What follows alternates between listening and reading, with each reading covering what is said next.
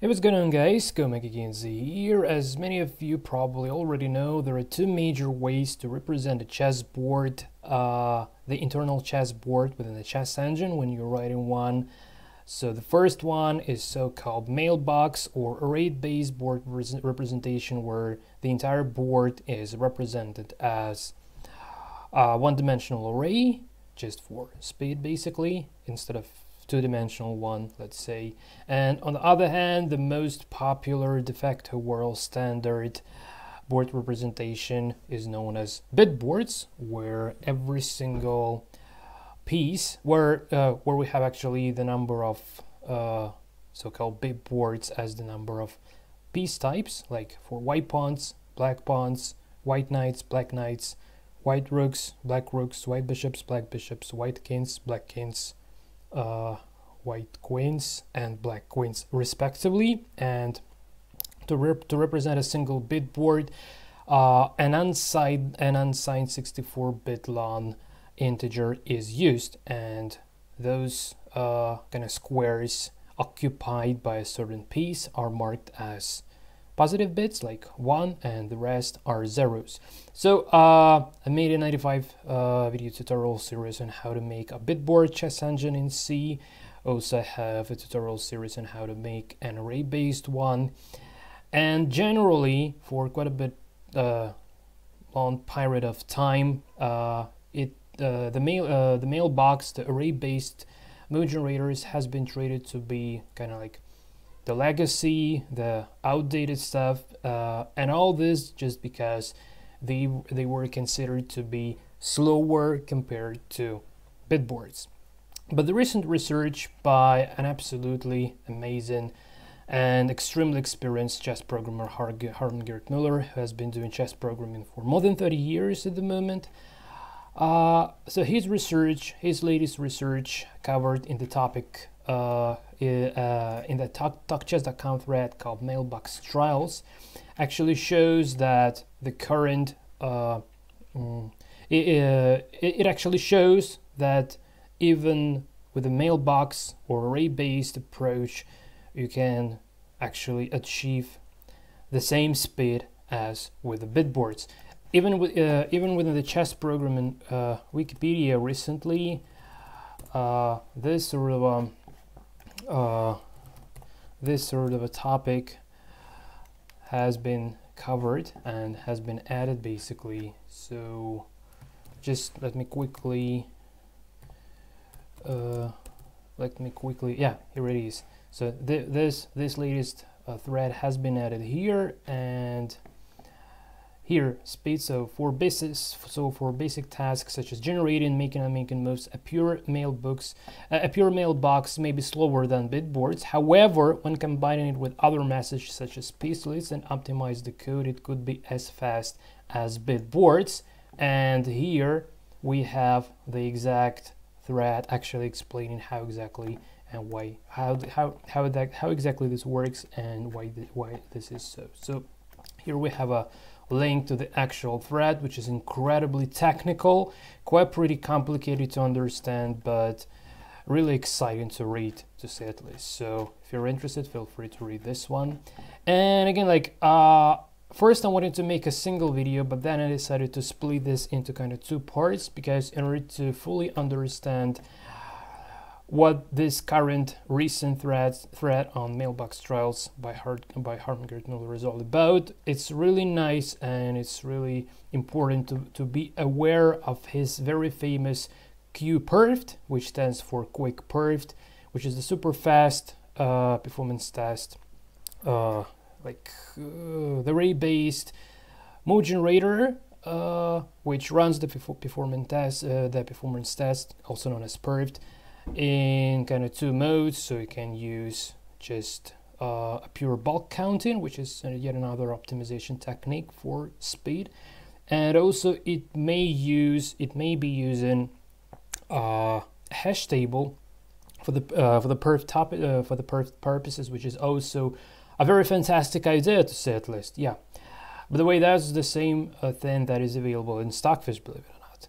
So in this kind of video, I'm sorry guys, I lost this somewhere. So in this kind of sort of a video, so the first part, this is the first part, and in this first part, we'll have a quick look at QPerft by Muller. We'll download it, compile, run, and compare the Perft speed with Stockfish chess engine, the latest version. I'll try to go for a relatively fair compilation for both, so to make them a bit more comparable, because again, like, if you use this modern like AVX2 and similar hardware optimizations for Stockfish, that would be faster, just because the hardware would always be faster.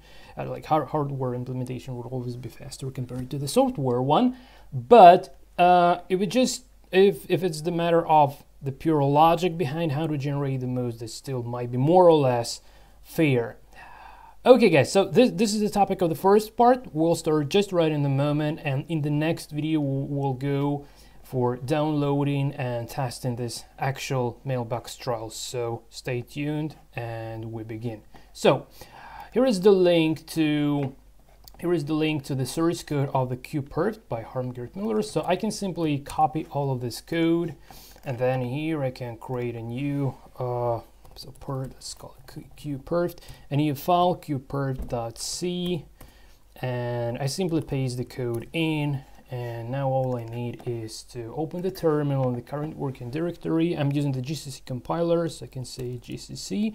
I'm using the standard -o fast optimization, which does all the tricks. So it goes for branchless code, where it can various optimizations. You can have a look at this optimizer at GCC documentation if you're interested. So GCC -o fast QPerft .c and -o to make an object called QPerft, and here we go. Yeah, it does give a bit of a couple of warnings, but it's not major really. So let's clear the console and let's run the QPerft. It would now give us an idea of how to use this. Okay, so let's start with a very basic sort of a thing. So yeah, one of the most famous positions to actually test this is known as the KVP position, which is this one. So copy. Well, just to give you an idea how this position looks like, I will now show you this. So it's intended to track. Here it is. Here is the position. It's intended to track the most bugs of the chess engines. It involves castling, pawn promotion, and peasant capture. So literally all the potential pitfalls one can encounter while writing a chess engine. So this is a must-have for debugging, a must-have position for debugging. So we can just take this sort of a position, and now I can say QPerft, and so depth. Let's go depth 5, and I want to paste the FEN string. So I'm not using hashing at the moment and going for a bulk counting. So 1 second and 734. So like 1 second. Okay, it was a little bit too fast. So let's actually go for Perft 6. Even though my video recording software slows down the process slightly, but still it just kind of gives you an idea of how fast this mode generator is. So well, before I just thought that actually before we go and testing with the Stockfish, I can quickly show you how this is going to be working with my bitboard based BBC engine, which is kind of proof of concept bitboard implementation, which is faster than those Mailbox trials that I did, which are very, very slow. But still, so just to give you an idea that didactic kind of like bitboard engine, which is not optimized that greatly, is actually slower compared to the Mailbox one, which is optimized with this sort of things in mind. So I just want to open the terminal here, and let's also run the BBC. So by the time the perf testing there is working, I can run the BBC, and here I use the UCI command, so position FEN and bring this position in, and just like in Stockfish manner, D and enter to print the board. So you see like the position is absolutely the same. And yeah, it's probably, wait for a slightly bit to, yeah, now it's done. So 79 seconds for Perft 6. It would take ages for BBC to complete the Perft depth 6, so we will just go for Perft depth 5 here. So I can simply say go Perft. So just like in Stockfish style, I've recently added this new go Perft command to the BBC engine, which is, by the way, is covered in 95 video series here on Chess Programming channel. So feel free to have a look at that sort of a video series in the playlist on Chess Programming channel. So go Perft 5. And here we go. So already it's way longer. It takes much longer compared to this single 1 second for this QPerft. And here it's already like so long, right? But BBC is the bitboard based engine, and you can have a very detailed look at all of those 95 videos on how to make this. So I'm just trying to give you an idea that a well-optimized array-based mode generator might be really faster. So 34 seconds for BBC and 1 second for QPerft by Harmgert Muller. And this is the array-based, and this one is bitboard-based. So what a huge abyss gap in the speed, right? So just to give you a very kind of quick idea that actually how powerful Mailbox based mode generator can be. Okay, so I hope it's clear with BBC, so we can quit from here now, and now let's go to Stockfish. So the compile command for BBC was exactly the same like for this QPerft, so I used -o fast there in the make file. And in the Stockfish, I'm using the portable compilation without any hardware acceleration, so it should be fairly it should be fair in terms of the compilation, right? So just run the Stockfish here.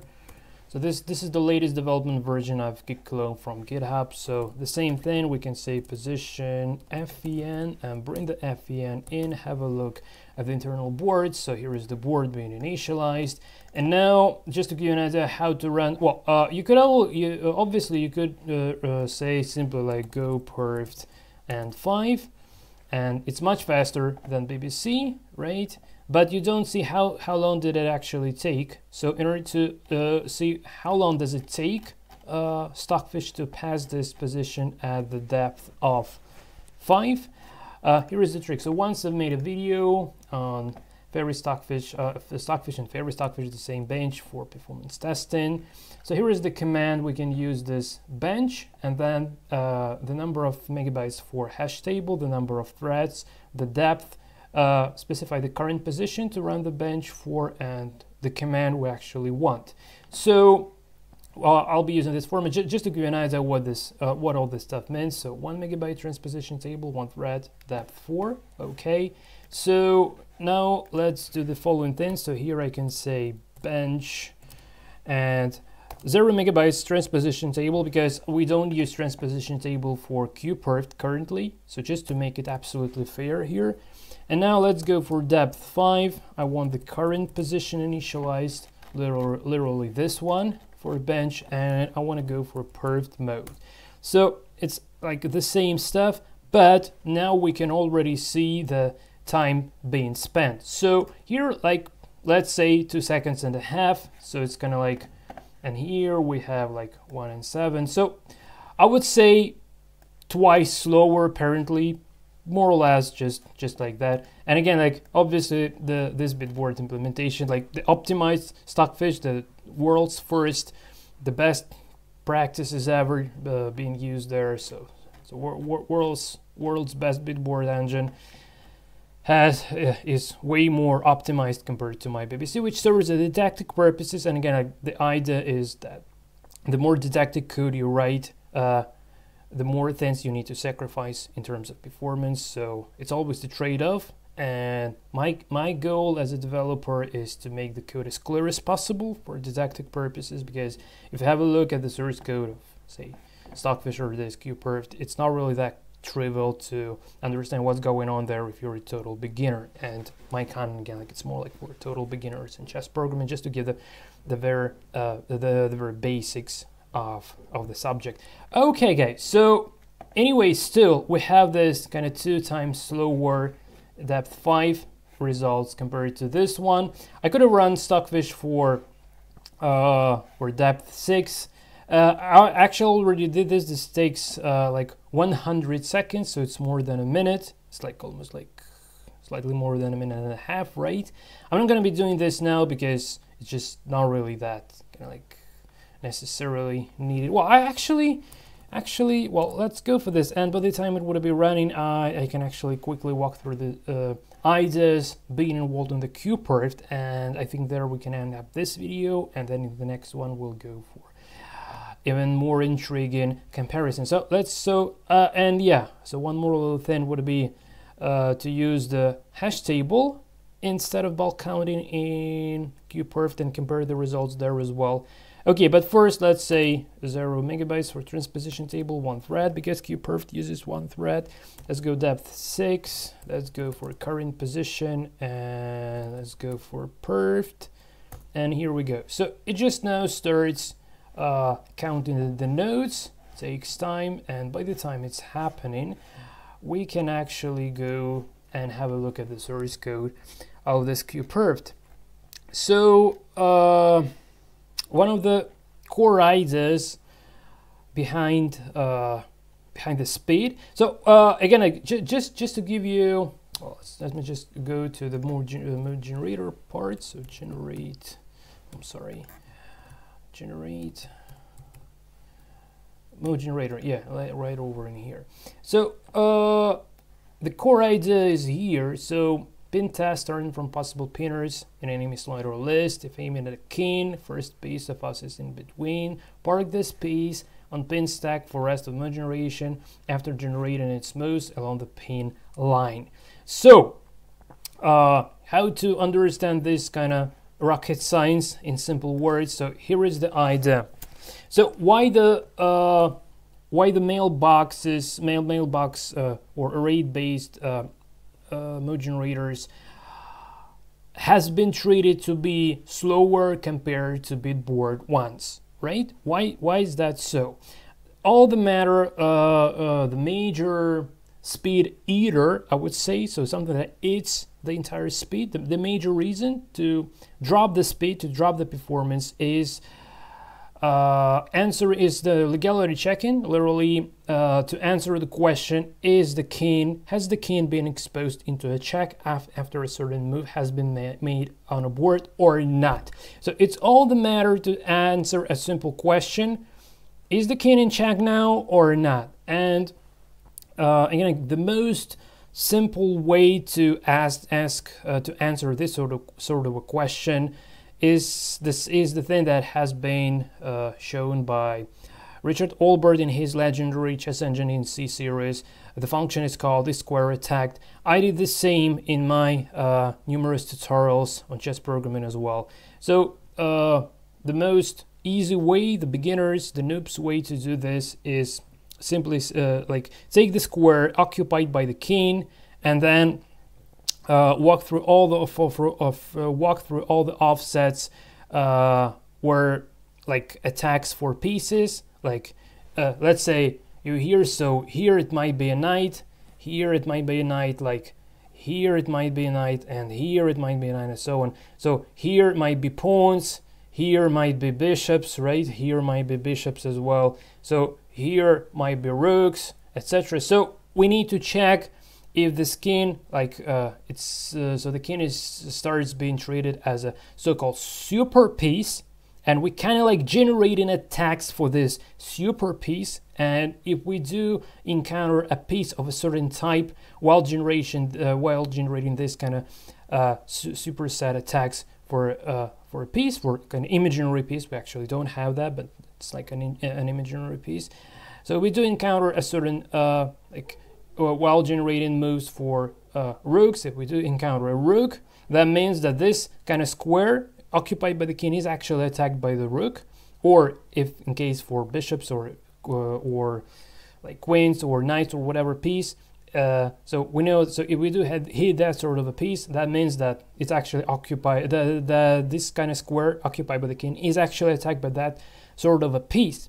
And this is the most time-consuming task in the entire mode generation process. So when I've been running profiling on my Linux system with this sort of a thing, I saw that, well, I would say that how many in percents, like I would say around 80% is taken to run this e-square attack function. So if only there was no e-square attack function, or if only this function would be faster, so there would be a significant leap in the performance, right? And here is the trick that bitboards actually do. So it's quite pretty simple. So bitboards are using so-called pre-calculated attack tables. So for leaper pieces like knights or kings, it's fairly simple. You just pre-initialize the attack tables for those pieces, and then the matter of answering the question whether the certain square is attacked by a certain piece is just a matter of a simple lookup. And again, if you're interested in mastering this sort of techniques, feel free to check my 95 video series on coding a bitboard chess engine in C. And when it comes to generating the attacks for sliding pieces like rooks or bishops or queens, really various possible techniques are arising there, but today's de facto world standard is known as the magic bitboards, which is the sort of a hashing technique to generate the pre-calculated attack tables for sliding pieces, where the current board occupancy serves the purposes of obtaining the so-called magic index to reference the pre-calculated attack table by in order to get the set of attacked squares. So that's how this sort of a lookup works in very, very simple words. Again, like if you want to know more, feel free to check my 95 video series, 95 video tutorial series on how to code a bitboard chess engine in C. So the entire kind of reason why bitboards are faster for the mode generation purposes is because instead of calculating this kind of attacks on the fly, it actually uses the lookup, and that's the reason why the performance gets increased significantly, right? But Harmgerd Muller introduces, well, I can't say that this is the brand new idea. Actually, this idea is alive for many years currently, but it's a very interesting idea in terms of it's a very interesting idea conceptually, right? So here is the deal. Instead of generating the attacks from scratch every time, like generally speaking, what he does, he is looking for pieces that are pinning the king, and he also stores those kind of pieces. So it's the matter of kind of like on the fly hashing, I would say, like on the fly hashing of the pieces that are actually putting the impact on the matter of the king being exposed into the check, right? And that's where the savings are coming from. So it just keeps track of this enemy slider list aiming at king, okay? And then if this is the matter of the one piece in between, right? So as soon as that piece has been moved, that means that obviously the king would actually start getting exposed into attack because the defender piece has moved, and that's the way how to check this sort of thing. The implementation is way more complicated compared to this either lookup in bitboards or this super piece method in array-based mode generator. So I didn't yet master this sort of a technique, to be honest, and it's a little bit of a rocket science to me as well. So I only generally understand the concept, but I didn't yet dive into the details of the implementation. But again, like here is just the core general gist behind this idea. So instead of kind of like recalculating the attacks on the fly. You just keep storing this pinner pieces. So, and if you keep track of, if you keep maintaining those pins, and that's the way how you can know. So that if the pin has been broken, then your king is definitely being exposed into check, and that's the reason, and that's the way how you can forbid the move. So I'm sorry, I can't say more about how exactly this works in great details, because again, like, I'm just not yet aware of that sort of a technique. But just to give you an idea where the speed actually comes from. And bitboards, on the other hand, even though they do use the lookup, still they can have some another. Everything has pros and cons, and it's always the matter of a trade-off. So just to give you an idea how eventually the results look like. So let's go back to, oh man, sorry. So let's go back to this sort of results. Okay. So we have, here is the time spent for this QPerft position, depth 6 by Stockfish, so 112 seconds versus 79 seconds. So I hope it's really clear now that QPerft is actually faster than the Stockfish. Well, again, like, it's all the matter of compilation, and on your hardware with a different sort of settings, with the different tunings for compilation, this result might be different, but at very least, this kind of proves that Mailbox is not slower than the bitboards, right? So it can't be as fast as bitboards. So it's not. So in this, obviously in this current case, we see that bitboards are actually faster than Mailbox using QPerft by Harm Muller is actually faster than Stockfish. But it doesn't really mean that this is kind of like the general. It's not the matter of the general fact, right? So we still can't claim that Mailbox are actually faster than bitboards. So we just can say that within the current compilation circumstances, we have this kind of results. But generally, again, like, if you start using this hardware accelerations, and again, like, the bitboards initially actually assume the 64-bit architecture of the processor, which is again like which is already the matter of the of involving hardware for the purposes of the mode generation.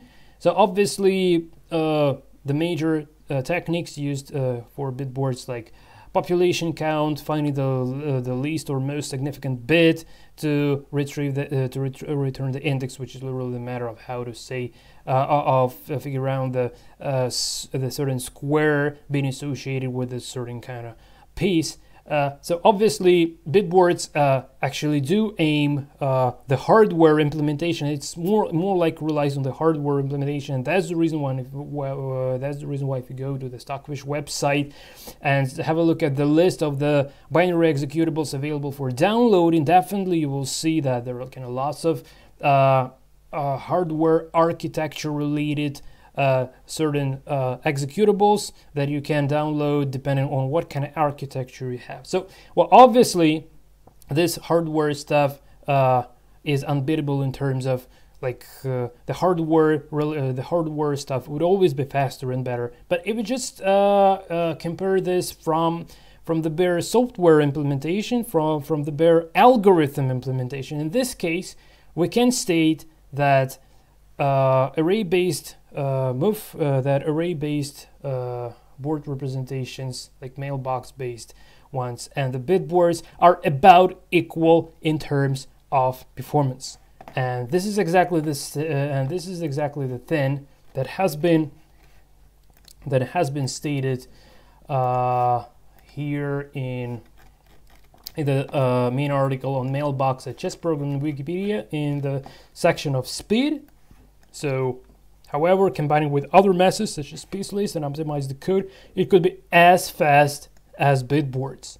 And just to give you an idea how this works, not at the level of Perft, but actually at the level of search, which brings this sort of an idea of keeping track of the list of pinners to the new level. So this is going to be the topic of the next video, so stay tuned and see you in that video quite pretty soon. At least I hope for that. Well, okay guys, so this is it from my side. Thanks for watching. Until the next time, and take care.